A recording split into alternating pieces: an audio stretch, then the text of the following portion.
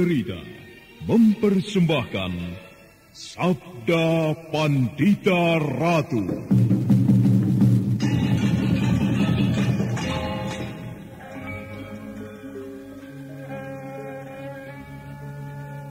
Ana tulis sing yuang witi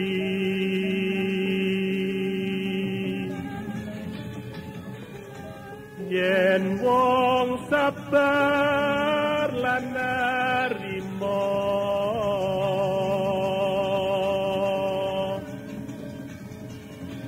kinanjar dawa umure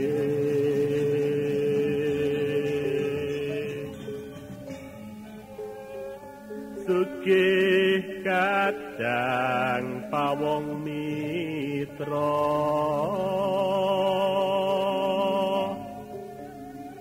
kinate ing somo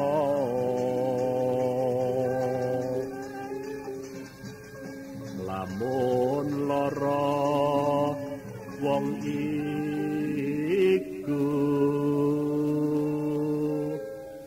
gampang gone antuk tombo.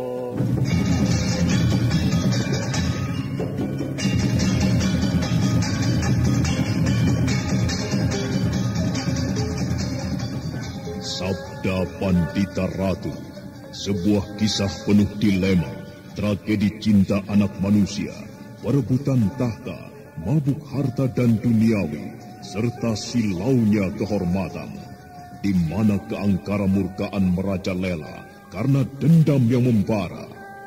Kisah ini berlatar belakang berdirinya Singasari. Ken Arok, dialah pemuda yang merekuk pahit getirnya kehidupan. Namun sebenarnya, dialah yang harus melaksanakan sabda-sabdanya. Perjalanan sengsaranya adalah awal untuk meraih keberhasilan, untuk menuju kejayaannya di saat Singasari berdiri.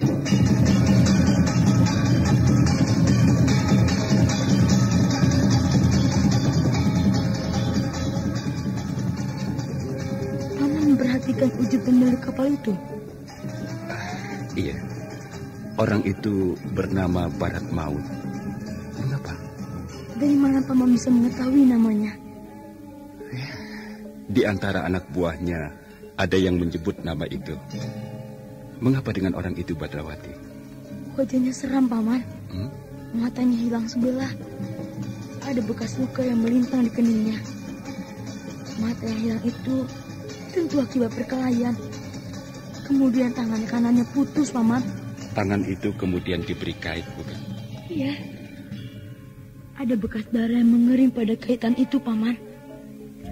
Tidakkah Paman memperhatikan hal itu? Darah yang mengering itu artinya orang itu tentu sering menggunakan kaitannya untuk melukai orang, Paman. Dan bahkan mungkin untuk membunuhnya.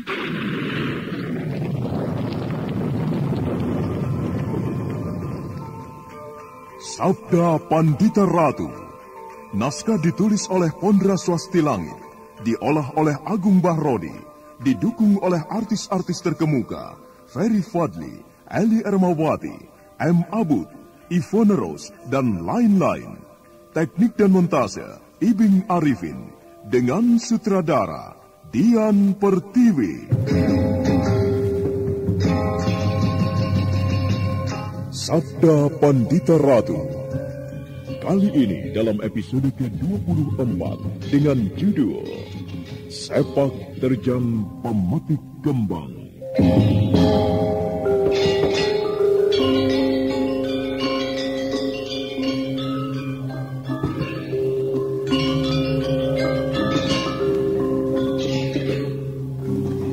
Dalam seri ke-697 ini dengan para pemain Tata sebagai Barat Maut, Dedi sebagai Brahma Samudra, Norman sebagai Badrawati, Wenda Lubis sebagai Lare Awang, dan Asdi Suhastra, pengantar cerita.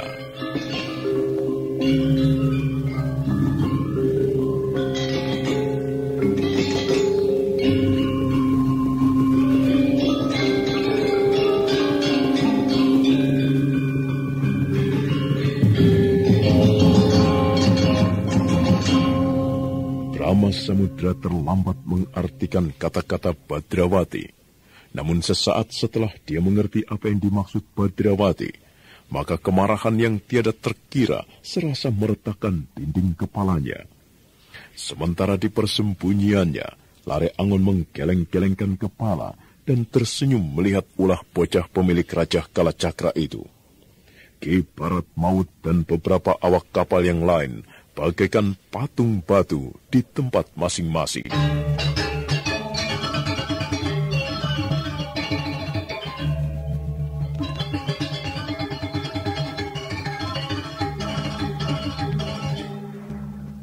Kurang ajar, iblis! Wah, mengapa malah marah, Paman?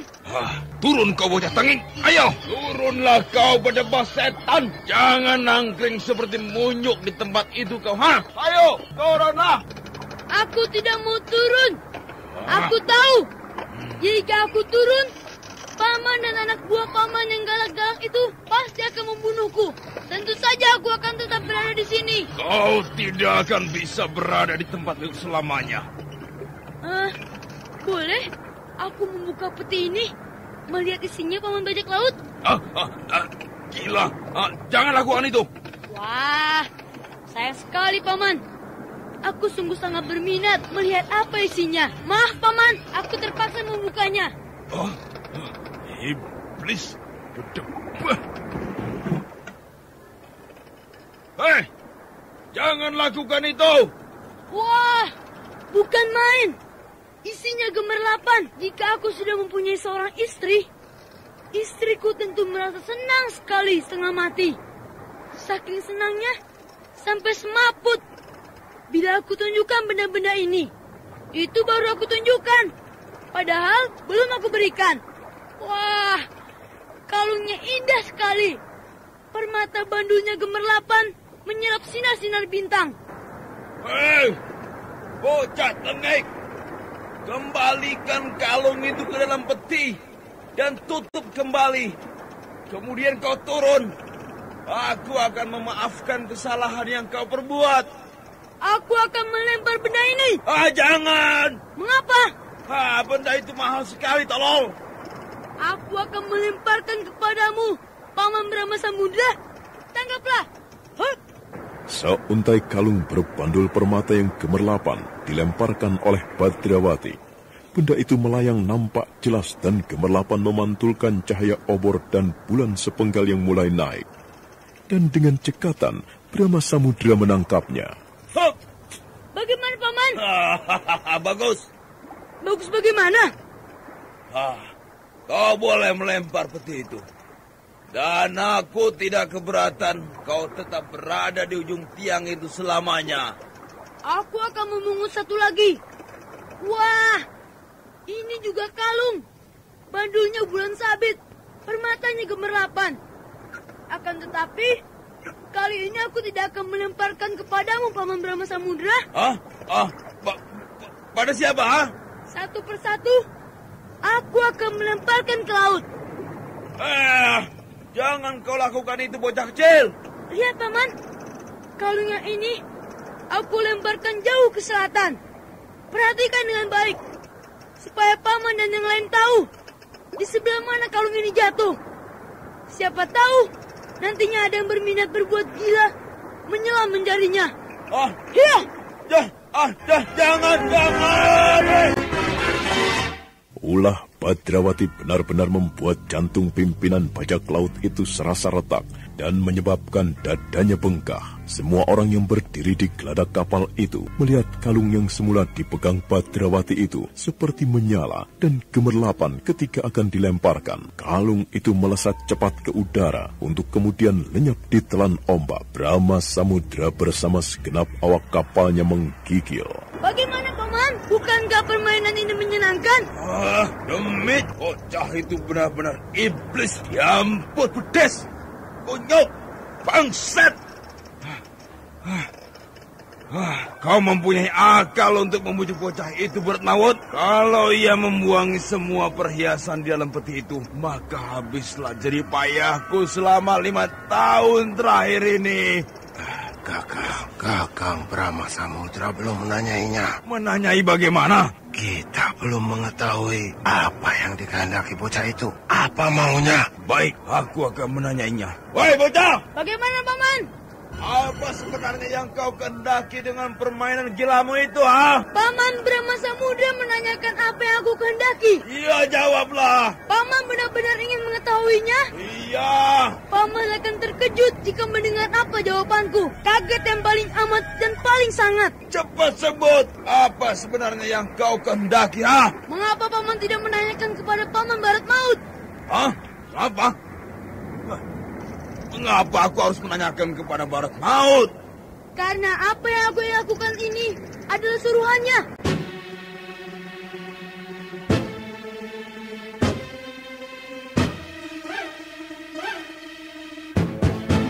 Hah? Gila! Maaf, Paman Barat Maut. Setelah aku pikir-pikir, aku harus mengatakan sebenarnya. Aku memilih mengatakan apa adanya. Karena aku tidak sudi lagi Paman perintah dan Paman manfaatkan. Gila! Keparat! Berdebat! Kau memfitnah aku, bocah tengik.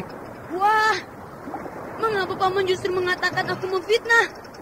Bukankah aku justru mengatakan yang sebenarnya? Gila kau kunyuk tolol. Jangan salahkan aku, Paman Barat Maut.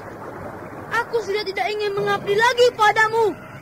Gila, setan alas, kunyuk, gila. Benarkah apa yang dikatakan bocah itu, Barat Maut? Kakang, dia memfitnahku, Kakang. Dia memfitnahku. Maaf, Paman. Aku tidak memfitnah. Aku mengatakan dengan sesungguhnya. Aku akan menceritakan kepada Paman Brahma Samudra apa sebenarnya yang dikehendaki oleh Ki Barat Maut itu. Katakan. Paman Barat Maut menyuruhku mengambil harta yang berada di dalam peti ini.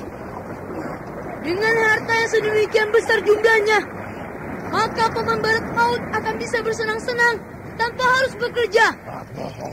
Itulah tujuannya sebenarnya. Kemudian perintah yang kedua, Paman Barat Maut memerintahkan kepadaku membakar kapal ini. Paman Barat Maut sudah lama menginginkan menjadi penguasa lautan tanpa saingan. Sebenarnya, dengan alat pengait yang berada di tangan itu, Paman Barat Maut ingin sekali menggantung kepala Paman Brahma Samudra. Fitnah! Nah, Paman Brahma Samudra, aku telah mengatakan yang sebenarnya. Sekarang, terimalah peti ini. Aku kembalikan padamu.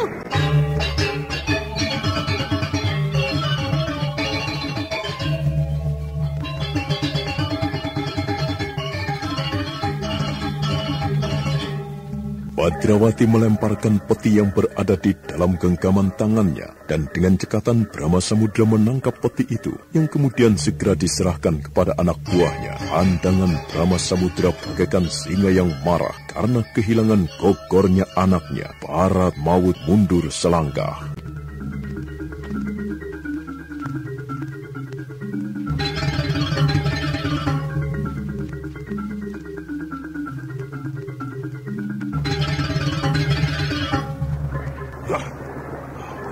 Barat kau! Kakak, bocah itu memfitnahku, Kakak. Aku tidak pernah mengira di dalam hatimu tersimpan sebuah niat buruk dan culas kepadaku. Aku tidak mengira. Iblis kau! Fitnah, Kakak. Bocah itu fitnah apa? Aku, Kang. Kau masih akan mengatakan bocah itu memfitnah? Kau akan mengatakan dia memfitnah? Oh, Kakak. Kau akan malang melintang di lautan menjadi bajak laut tanpa tanding? Malang melintang tanpa saingan? Tidak. Kau menginginkan hal itu? Kalau kau benar menginginkan itu, langkahi dulu mayat Brahma Samudra. Kakang. Iya! Tunggu. Apa? bocah itu telah memfitnahku, Kakang. Barat.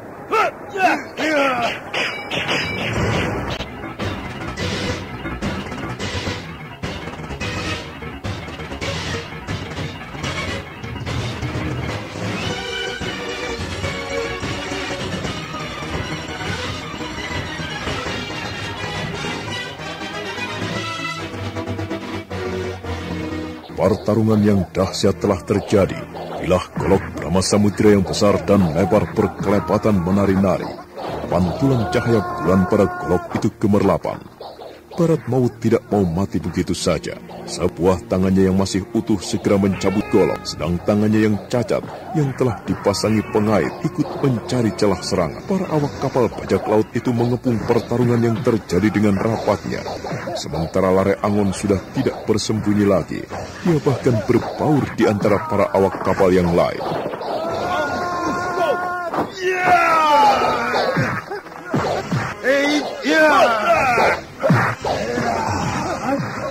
Akal yang digunakan Badrawati benar-benar keterlaluan. Badrawati telah menebarkan fitnah di antara keduanya. Hingga sekarang mereka bertarung mati-mati. Keduanya sama-sama mempunyai ilmu yang tinggi, sama-sama ganas. Namun perimbangan akan berubah jika anak buah Brahma Samudra itu ikut menerjunkan diri. Namun nampaknya mereka semuanya menghormati sebuah perang tanding yang tidak boleh diganggu. Kedua-duanya sangat menguasai ilmu golok, sama-sama ganas dan teringkinas. Akan tetapi, ilmu yang dikuasai oleh Brahma Samudra masih lebih tinggi daripada Barat Maut. Hembuslah kau di tanganku. Ya! Kakang, bocah ke barat itu memfitnah aku, Kakang. Tidak percayakah kau kepada aku, Kakang? Kaulah yang menyimpan hati culas kepadaku. Aku tidak menyangka jika kau akan berkhianat kepadaku.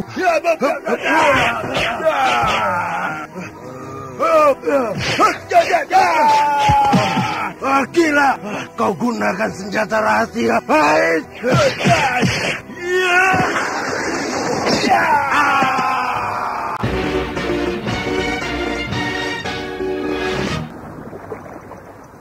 Nah, pegang nyawamu.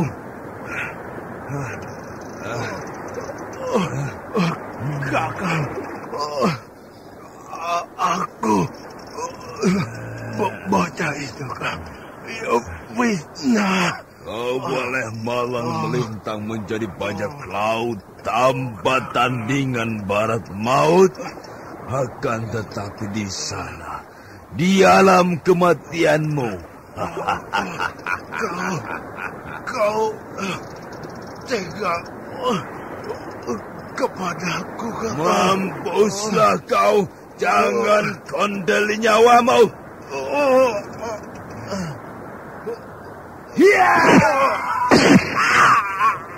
Sungguh malang nasib Barat Maut. Dia tidak mengira Brahma Samudra melepaskan pisau-pisau terbang yang melesat nyambar sangat cepat. Salah sebuah pisau itu tidak bisa dihindari dan menancap ke dada kanannya. Brahma Samudra kemudian menyusul dengan serangan goloknya yang beruntun. Sambaran pedang yang terakhir itu telah mengantar Barat Maut mengintip gerbang kematiannya.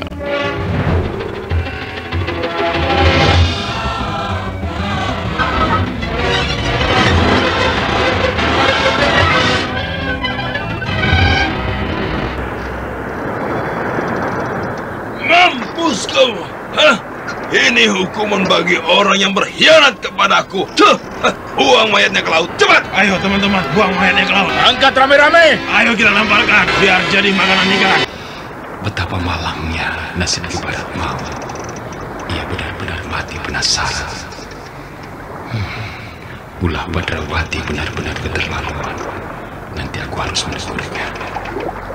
Oh, mereka menyeret mayat itu ke tepian ke ladang dan bersiap-siap untuk membuangnya. 1, 2, 3, ya! Mampus kau Barat Maut, muter kau! Jadilah kau santapan binatang-binatang yang berderajat rendah di dalam air itu. Benar-benar sebuah tontonan yang menarik. Hai bocah kecil, kau tidak mau turun? Tidak, Paman. Aku akan tetap berada di sini. Mengapa kau tidak mau turun, ha? Aku ingin melihat perkembangan yang terjadi dari sini. Perkembangan apa? Entah perkembangan apa, Paman Samudra. Akan tetapi aku yakin pasti akan terjadi sesuatu. Dan aku menunggu sesuatu yang akan terjadi itu dengan perasaan berdebar-debar. Katakan bocah tenggek, perkembangan apa yang kau maksud itu, ah? Mungkin kau perlu memeriksa peti hartamu itu, Paman Brahma Samudra. Hah? Aku melihat sesuatu yang aneh saat membukanya. Sesuatu yang sangat aneh. Aku bahkan sempat terkejut. Kenapa dengan petiku? Tadi aku seperti melihat seekor ular hijau di dalam peti itu. Atau mungkin burung hantu mendekam. Atau siapa tahu buaya. Atau hantu. Atau entahlah. Periksa saja, Paman. Mungkin benar-benar buaya. Buaya? Kau sebut ada buaya di dalam petiku? Iya, siapa tahu. Bukalah, Paman, supaya kau bisa melihat buaya yang aku maksud tadi. Hei! Bawa peti itu kemari. Ini, Tuhan. Buka. Hah? Kosong?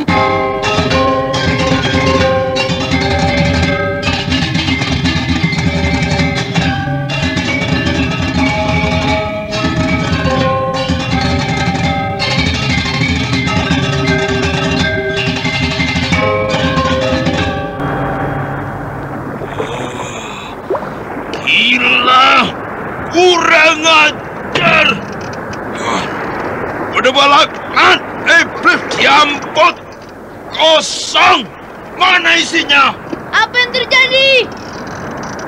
Apa yang kau lakukan, bocah tenggek?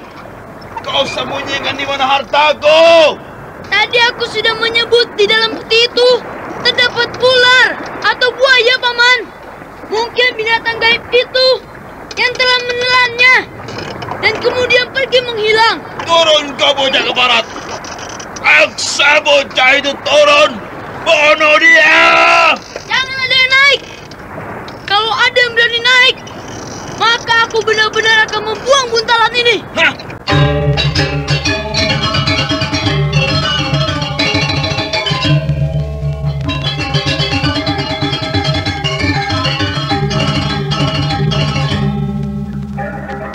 Setan keparat.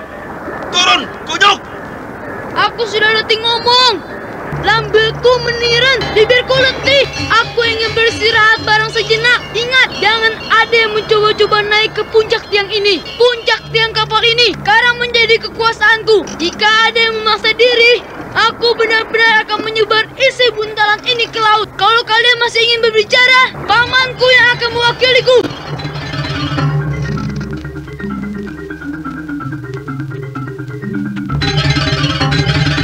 Sedemikian marahnya nakoda kapal bajak laut itu, sehingga semua rambut yang berada di permukaan kulitnya berdiri. Dilihatnya Badrawati yang berada di puncak tiang yang tinggi dan bergayut di atas tali-tali itu, memegang sebuah buntalan. Rupanya, tanpa setahu siapapun, buntalan itu telah dipindahkan dari peti ke dalam kain sarungnya.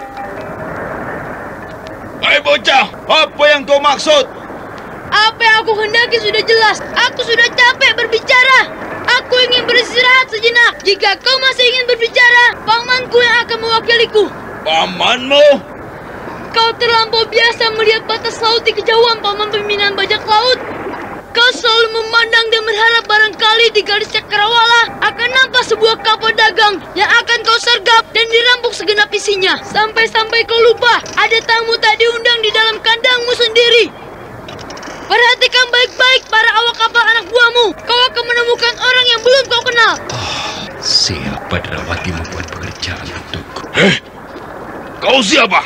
Siapa kau, ha? Namaku Lare Angon Kisanak. Gila, bagaimana kau bisa berada di dalam geladak kapalku? Karena aku merasa berkepentingan denganmu. Apa kepentinganmu denganku, ha? Aku ingin kau membebaskan semua orang, lelaki dan para gadis yang akan kau jadikan budak itu. Keparat, anak-anak, kepung orang ini.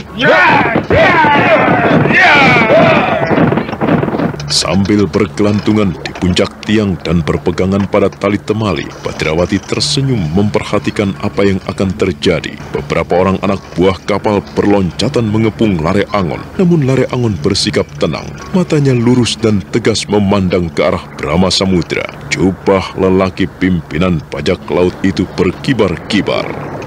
Siapa sebenarnya kau, ha? Sudah aku sebutkan. Namaku Lare Angon. Mengapa kau menggangguku? Aku tak suka mengganggu orang lain, kecuali orang itu perbuatannya benar-benar keterlaluan. Kisanak Brahma Samudra, aku minta kau membebaskan orang-orang yang akan kau jual itu. Tidak mungkin.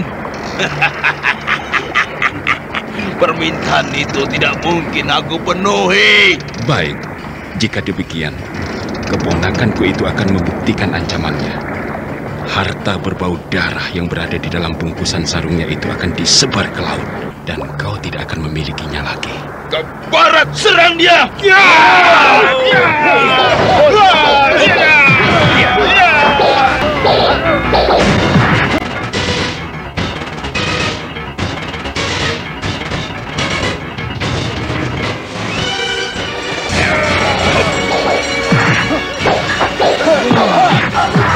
Barat berdebar. Baru kali ini aku mengalami hal yang seperti ini. Orang-orang tadi kenal berhasil menggangguku dan mengacau kapalku. Bocah yang di atas itu telah membuatku pusing. Iblis! Jika mereka berhasil kutangkap, akan kumakan bentak-bentak jantungnya. Pertarungan yang dahsyat itu terus berlangsung. Lare Angon harus berjumpalitan dan ada kalanya berguling-guling menghindari serangan demi serangan yang mengalir susul menyusul. Meski dikeroyok oleh sekitar 15 anak buah bajak laut, tetapi Lare Angon mampu melayani mereka dengan sebaik-baiknya. Sementara itu, apa yang terjadi itu menarik perhatian anak buah Bharat Maut di dua kapal yang lain.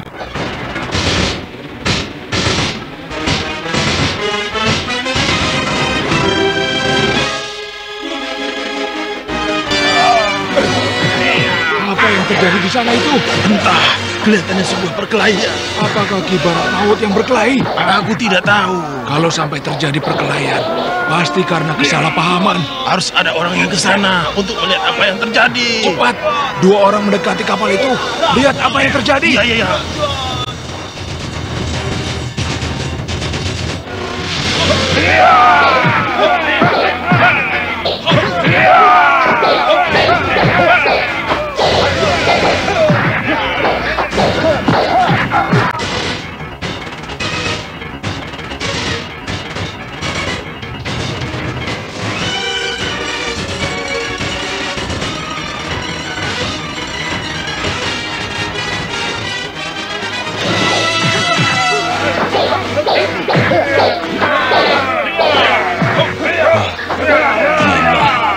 Anak buahku jauh lebih banyak. Akan tetapi pemuda itu mampu membuat kelabakan mereka semuanya. Ia mampu berkelit dengan kesat dan menggeliat sambil menyerang. Barat! Berhenti! Teriakan Brahma Samudra yang menggelegar itu mampu menghentikan perkelahian yang terjadi. Anak buahnya segera berloncatan mundur. Di antara mereka ternyata telah ada yang terluka dengan darah membasahi tubuh. Lare Angon menatap mata Brahma Samudra dengan tajam.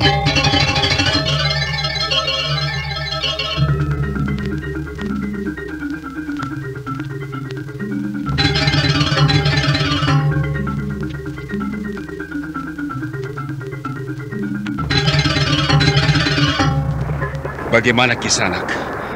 Mengapa kau hentikan perkelahian ini? Apakah kau yang akan ngadoni pupuh terjun dalam perang tanding? Bukan main. Aku kagum kepadamu anak muda. Kau hanya seorang, namun kau mampu menghadapi semua anak buahku. Selama ini kau hanya melihat lautan.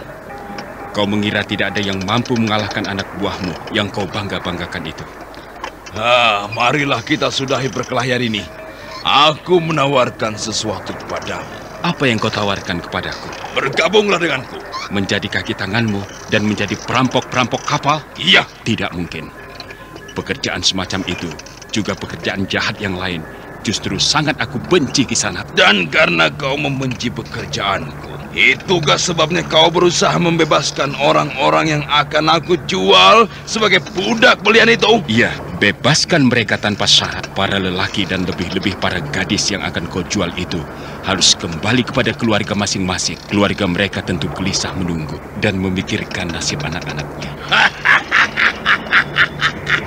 Kau memang layak menggertakku, Kisanak. Kau mempunyai ilmu yang tinggi. Tapi aku masih mempunyai sebuah tontonan untukmu. Tunggulah sebentar. Bawa peti itu kemari. Potong bersama-sama. Cepat!